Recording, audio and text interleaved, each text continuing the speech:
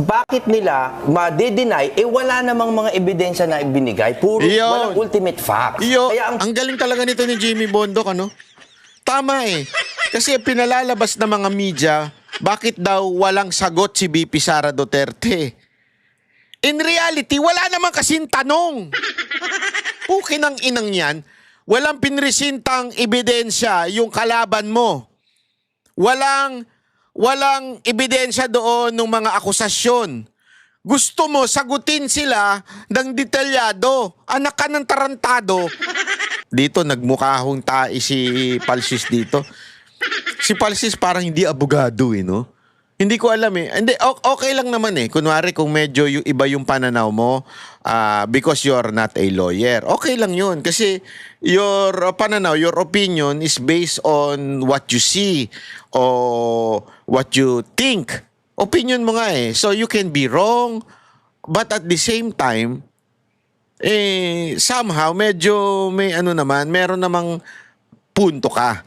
Pero ang masama, yung abogado ka na nga, wala ka pang punto. Yung punto mo pang bobo lang. Ito, pakinggan natin to ha. Oh. Balita ko musikerong abogado natin may kakanta kay Attorney Baligo. Pitsunang live. Alam niyo po, birthday kasi ng aking law firm partner na. Dito ngayon, ang principal counsel ng 18 Marines na nagsasabing sila ang nag-deliver ng mga maleta. Pero yung latest Attorney Baligod sa NBI, yung 18 na yun, naging 6 lang ang nagpirma doon sa affidavit na individual affidavits. From the joint affidavits, naging 6 lang daw. Ano pa nangyari, sir? Half-truths yung sinabi ni Director Matibag. If I may explain briefly. Yes, please. Pagdating pa lang po namin sa NBI, pinipicturan na nila yung plate numbers namin. So sabi ko, this is something. Pag akyat po namin, ang sabi nila kaagad, ihiwa-hiwalay namin kayo at magkakaroon ng investigasyon. At confirm po yun dahil ang sinabi mismo ni Director Matibag, Attorney Baligod should have his own lawyer because he himself is under investigation. So, custodial investigation na yon. So, sabi ko, I'm alone with the 18 soldiers. Pwede bang isa-isahin ninyo? Pero, paano yun? Mag-isa ako. So, ang sabi nila, sir, pagkatapos ng interview, ipapakita namin muna sa iyo yung dokumento bago nila pirmahan. So, yun yung naging ground rules po namin. So, ang unang natapos si Benny Bulontate. Pagtingin ko sa ginawa niya, sabi ko, bakit ang mga tanong dito wala naman doon sa hinahanap ng NBI? Ano po yung mga tanong? Example. Paano kayo nagkakilala ni Attorney Baligod? Kilala mo ba si Mike Defensor? Kilala mo ba yung nagnotaryo sa inyo? Ano ang ginamit niyong sasakyan pagpunta doon sa notaryo? So, chinek nyo lahat yung mga affidavits na pinapirmahan sa kanila? Isa pa lang po. Si yung babae dito, medyo sablay lagi. Laging siyang kumakat. Tapos sablay yung mga tanong niya. Sandali, nagpapaliwanag pa yung abogado. Sinasabi nga kung bakit hindi pinirmahan lahat eh. Patapusin mo muna. Ito nag-i-interview, may sariling, alam mo, let the interviewer do the talking. Ay, interviewee. Sorry naman. Sorry! Pag nag-i-interview, ang bida yung ini-interview. Hindi yung nag-i-interview. Di ba? So let him talk. Let him explain yung hindi pa tapos sa sagot, bumabat-in ka na po, madam. Ang check ko, sabi ko, bakit ganito yung pagtatanong ninyo? Akala ko ba titingnan nyo yung meat of the allegation? Ang napag-usapan po namin ay, sige, magsasabi na kami ulit para magkaroon ng supplemental na mga questions and answers kasi wala pong laman eh. Okay, mag-uusapan po natin yan on deeper, more depth dahil pag-uusapan natin ang issues of the week and let's hear our VO. Take it away, please. Di pa tapos yung kwento, kinat na eh. Headline. At necessary consequence po yan ng nangyayari ngayon sa media. Dali Ang napag-usapan po namin, Putok o patok? BBM sa bayad sa jeepney, patok o putok? Biglang inaba usapan eh. With Attorney Baligot. Putok Oh, o ito na patok? pala. Ang patok you agree, putok you don't agree. Pwede ng middle ground. Oo. Patok po yan. Dahil tumaas na po ang presyo ng gasolina at apektado na yung income ng mga drivers, no? At necessary consequence po yan ng nangyayari ngayon sa Middle East. Makikita nyo naman yung announcement ni Secretary Garin ngayon. Ang inaasahan nating parating ay 300,000 barrels or equivalent to roughly 47 million liters lang po yan, which is good for only 900 vehicles na tig 50 liters. Full tank. Pag full tank po. Kung kaya na bayaran, kasi next week daw, expected 130 pesos per liter ang increase Oo, next week. in Metro Manila alone, we have 4 million vehicles. Paano Grabe. yan? Mas marami yung mga transport na Kawawa talaga tayo mga kababayan ha. Mga kawawa tayo. Itong pinapaliwanag ni attorney, talagang matindi ho yun ha. Talagang parang ang totoo yung sinasabi ng isang balita na magkakaroon talaga tayo ng crisis by April eh.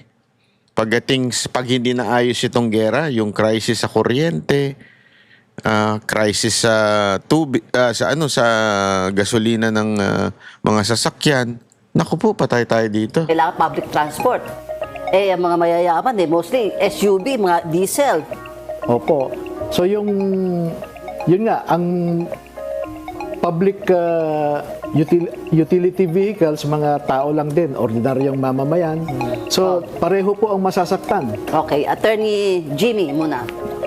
Patok o putok? Ako, kaya, di ba, binawi kasi, supposedly, tataas. Dagdag bawi. Dagdag bawi. Bawi. Sex bomb. Kaya ako po ginigitna kasi, I must admit, napakahirap naman ng kanilang sitwasyon. We're balancing the interests of the transport sector, pero yung mga Commuters, pasero. hindi rin naman mayayaman. So I think we should be looking at broader solutions. Ako talaga, straight to the point, tanggalin muna yung VAT. Ako, agree ako doon. In addition to the suspension of excise tax. Kasi excise, parang longer pa yung epekto nun eh. Ang immediate may effect sa atin is suspension ng VAT. Okay, Attorney Jimmy, Jess. Baka magulat kayo. O ano? Puto. Why? Okay. But not because I'm against the consumer Oo. or not because I'm against the PUV Yeah. drivers, 'di ba? Ang sa akin, ang problema ko yung laban bawi, parang walang coordination. LTFRB approved the fare hike. Bakit hindi yan parang na heads up sa Office of the President or sa Pangulo? Bakit kailangan nagkaroon ng laban or bawi? Dahil ba nagpapapogi si Presidente na Obvious ba na brownie points yan?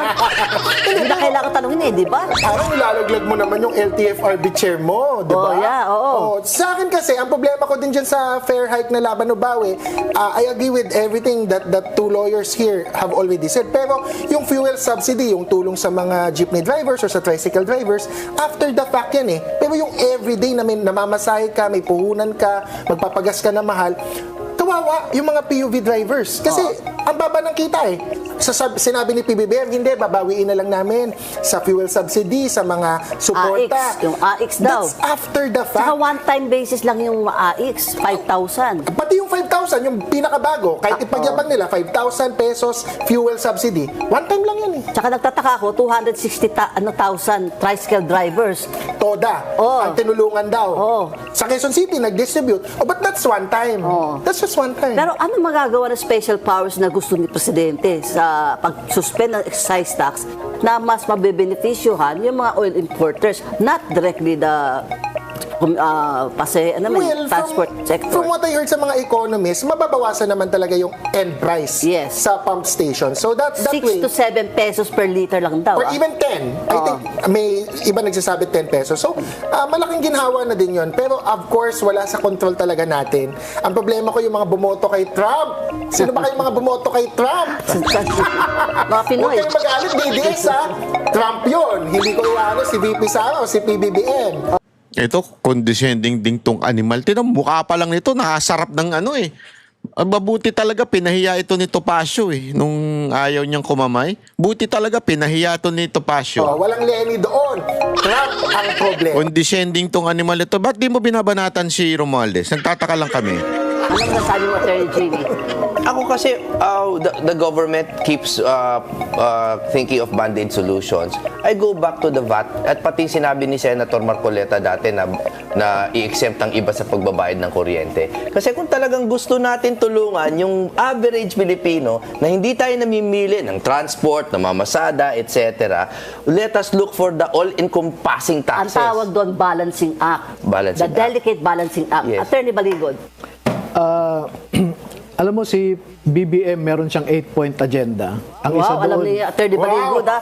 yung isa doon yung energy security. Okay. Binoto mo ba siya noon? Parang, Alam mo yung plataforma?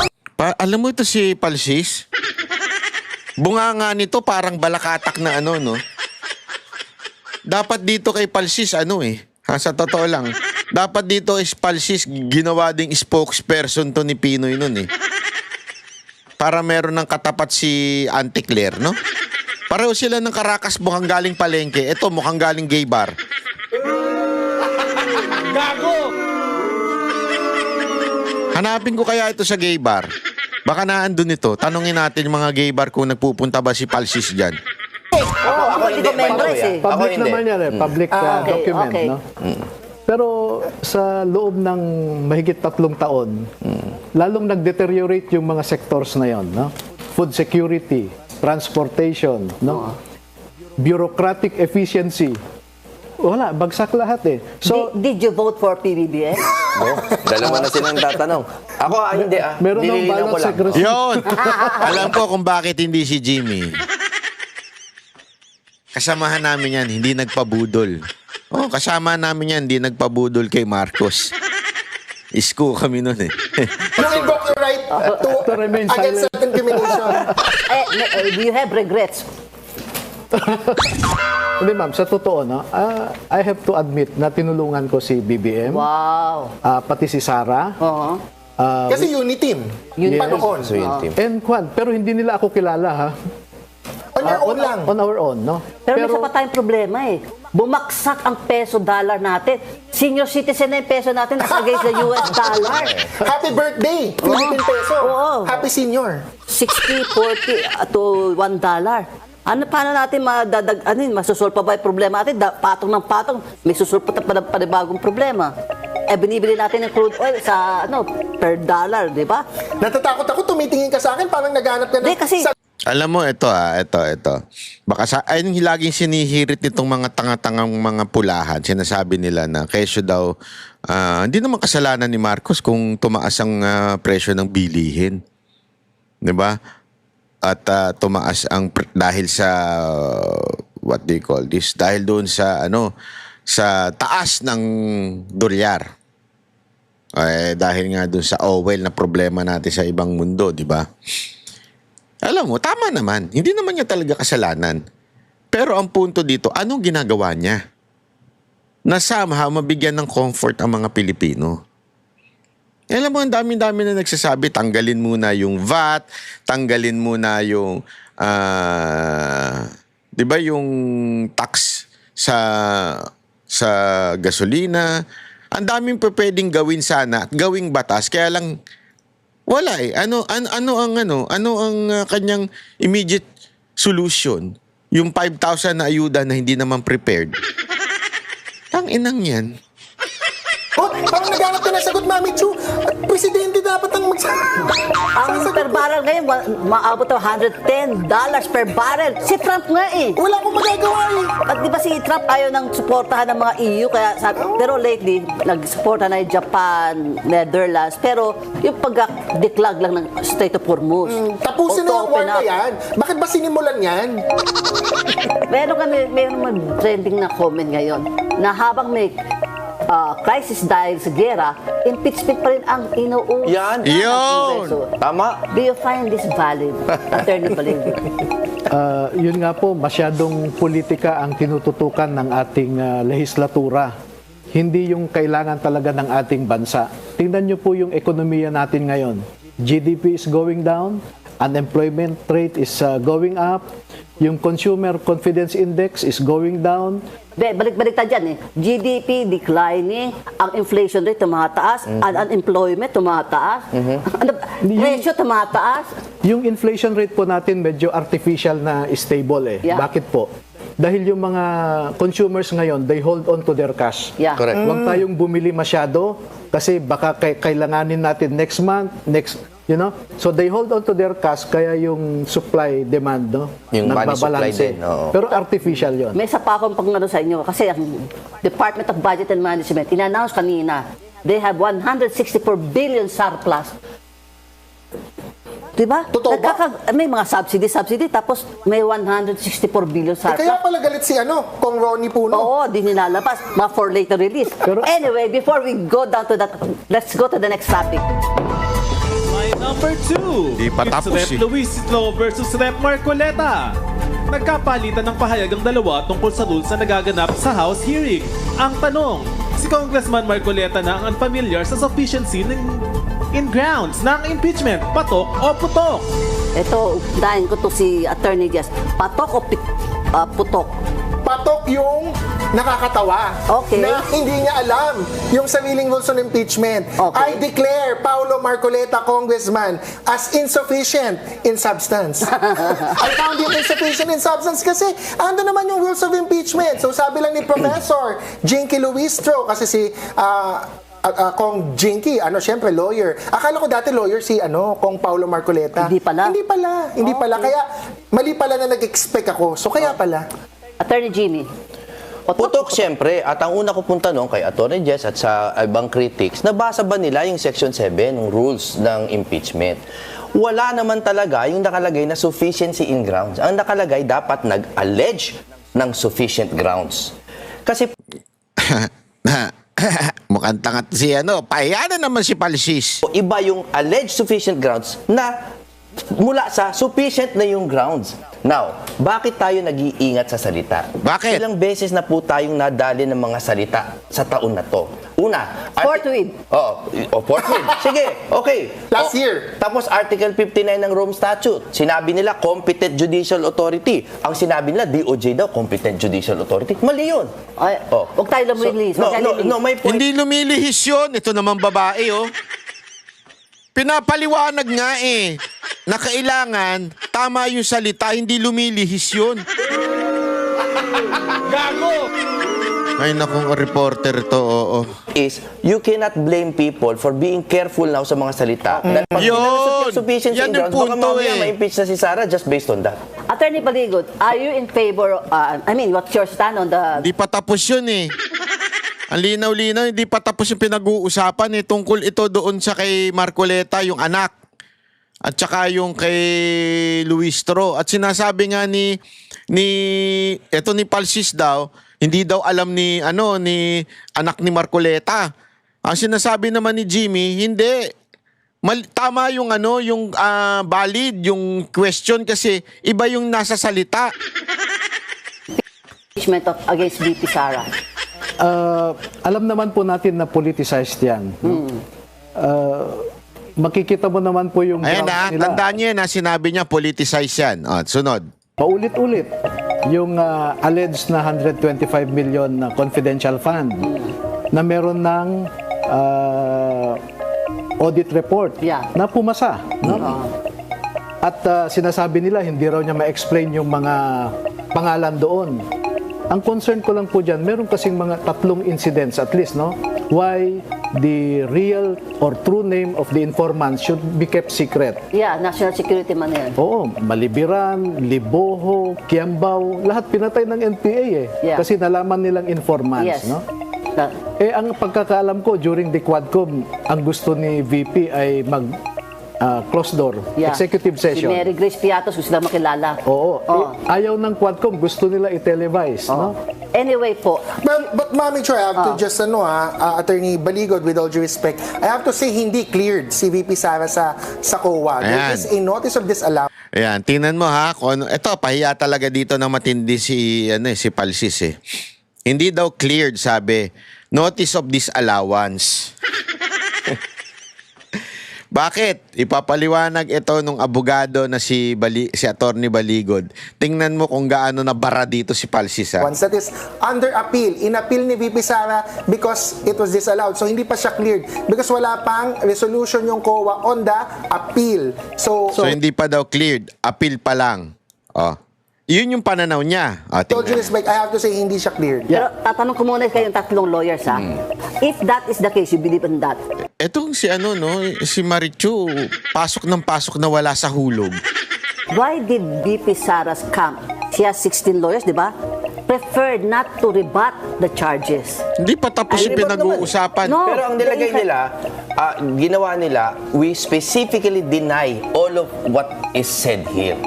Kasi, bakit nila ma-deny, wala namang mga ebidensya na ibinigay. Puro Yun. walang ultimate facts. Iyo, Kaya ang galing talaga nito ni Jimmy Bondoc, ano? Tama eh. Kasi pinalalabas ng mga media, bakit daw walang sagot si VP Sara Duterte? In reality, wala naman kasing tanong. Pukin ang inang yan, walang pinresintang ebidensya yung kalaban mo. Walang ebidensya doon ng mga akusasyon. Gusto mo sagutin sila ng detalyado. Anak ka ng tarantado. Kayong mga hindi tong media, yung mga pumupo ng sinasabi nilang wala daw substance yung sagot ni VP Sara Duterte. Paano siya sasagot sa tanong o sa akusasyong wala namang prinisintang ebidensya? Gusto nyo sagutin. Alam mong tawag yan? Fishing expedition. Inaalam ninyo kung ano yung sasagot ni VP Sara Duterte bago umabot doon. At babanatan lang ninyo ng propaganda. Kaya hindi sumagot at iba yung sagot ni Vice President kasi wala naman kayong ito ang patunay na corrupt si VP Sara Duterte. Pak. Ito yung ganito. Hindi nyo, paano nyo sasagutin? Tanga-tanga talaga nito mga nag-komento rin, ano? point ng, I'm not speaking for them. Ang interpretasyon ko sa sinasabi nila is, ano pa ba i-deny namin? Puro malawakan lang ang sinabi nyo. Di malawakan din yung sagot namin. Attorney Baligo. A brief rejoinder Apo. to Attorney Palsis. Sure. Yan. Sinabi niya under appeal. Wala pang finding of liability kung ganon. Oh, yeah. Ayan! Under appeal, ibig sabihin, wala pang conclusion. Wala pang finding. Kasi wala pang decision eh. So why make it a definitive ground for impeachment? Wala pang decision. Tingnan nyo ha. Yung isa kasi sinasabi niya, under appeal pa eh. So, ibig sabihin nun, guilty na. Under appeal nga eh. Pukin ang ina. O, hindi clear. Hindi daw cleared. Yan ang ginamit na term ni Falsis. Hindi daw cleared. Kasi under appeal pa. Yes. Pero ibig din sabihin nun, hindi guilty. So bakit yun ang gagamitin basis for the impeachment? Ang tanga-tanga ang pota. Nakakabuisit.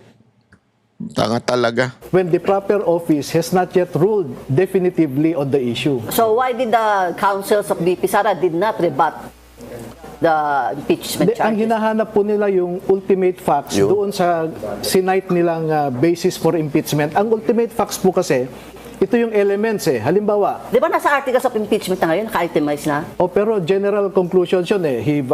Culpable violation of the Constitution. May elements po yan eh. So, So yung elements, kailangan may dash ultimate... 1, 2, 3 pa yun. Yes. Yan. Tama, Chu. Okay. Eto, tingnan nyo kung ano yung rebut ni Palsis. Sabi nito based on the Constitution kasi ganito yan numero bla bla bla bla bla bla. Dapat ganito yan. Based on the Constitution. Tingnan nyo sagot ni Palsis kung kaano siya nagmukhang tanga dito. Ako ang rejoinder. Reply ka, sir, kasi ikaw ang nauna. Tapos nag-counter ako. So, reply ka. Ako ang rejoinder. Ang rejoinder ko dyan, ang ginamit siya ng mga impeachment complainants is yung existing notice of disallowance. So, kung may existing and it's under appeal, wala pang absolution from COA, then VP Sara is not absolved. That's my take on it. Doon naman sa ultimate facts, I would have to disagree na masyadong, I think, with all due respect to everyone defending VP Sara, na legalistic sa ultimate facts. We should remember that the impeachment proceeding is not a criminal proceeding. It is sui generis. And so, yung elements of, let's say, an impeachable act is not necessarily kailangan may elements talaga. Ako hindi ako lawyer. Hindi daw kailangan may elements talaga. Eh putang ina, paano yung rules? Eh yun na sinasabi ng batas eh. Na kailangan meron sufficiency in grounds. Tapos this time wala nang elements. Basta yung mukha lang guilty, okay na. So I won't dwell on the legality sa akin. Pero- Bumabatin ka na naman, madam eh. Patapusin natin. Yeah, Pero, ang Ma'am Chu, yung dismissal nung impeachment laban kay BBM, how do you compare yung kaluwagan ng kanilang pagtrato Teka. dito? Ayun! Ang ganda ng bitaw ni Jimmy, ni Attorney Jimmy, ha? Kasi kung sinasabi mo na this is not supposed to be non-political, I'm sorry, pag sinasabi mo na hindi ito legal o